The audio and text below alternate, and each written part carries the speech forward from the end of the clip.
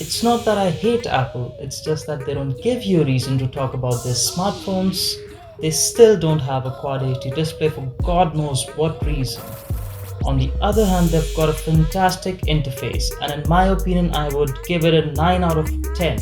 But this time, it's completely different. It's about iPhone 11, so I thought, why not make a video on the flagship phone from Apple?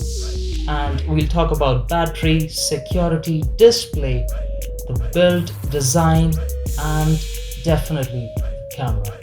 Hey, pop the trunk, open up, I sold my soul a good price, out of sight, my whole got talent. Hi guys and welcome to Techtips, and before we begin, hit the subscribe button and the bell icon.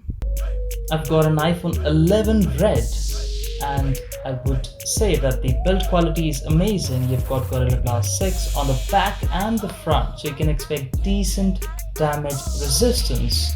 You've got these two volume buttons on the side with a complementary silent slider and definitely a power button which looks decent, but then comes a notch at the top of the phone. It's not just a notch, it looks odd when you're trying to watch videos on this device. And if that's not enough, this phone has got an amazingly bad screen to body ratio which sits at around 79%, which is a lot less than other smartphones around the same price. It's kind of heavy, although it's just 194 grams, but if you compare it with the flagship phone from Samsung, it's 31 grams more than the S20. And then you've got no headphone jack, which is a standard nowadays. When it comes to the display of this phone, things change a lot. Although it's just a 6.1-inch LCD with 625 nits brightness level, it's definitely not the best display, and then it's definitely not a full HD display. But surprisingly, when you use the phone, you don't feel that you're holding a phone with a 6.2 inches LCD display, which is not full HD, which does not have 120Hz, because when I was playing games on this phone, or even when you watch videos, you have no hiccups whatsoever. So I've used S20 Plus, which has got a 120Hz display, which looks amazing.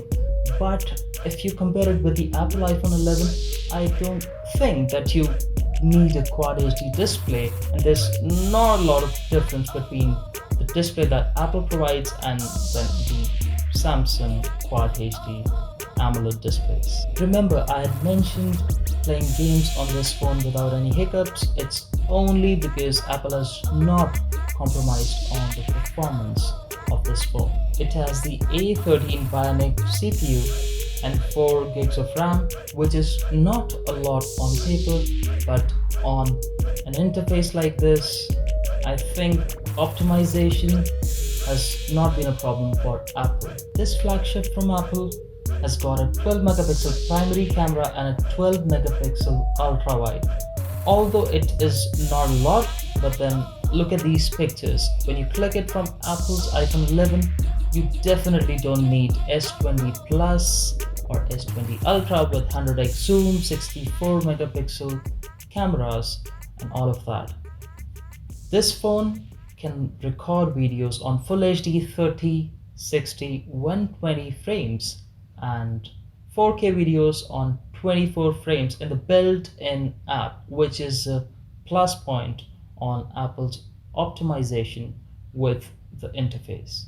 The sad part is that they've got no image stabilization. It's not that they've not got video stabilization, it's just that I was expecting something similar to super steady mode, which is with Samsung's flagship phones, but that is a drawback with this phone's camera.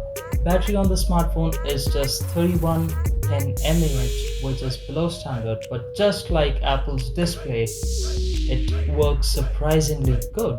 And while you're back home after your work, it still has got the juice to play a game or two. iPhone 11 has got a 3D face scanner, which is called Face ID, which is a lot more secure than S20's 2D scanner.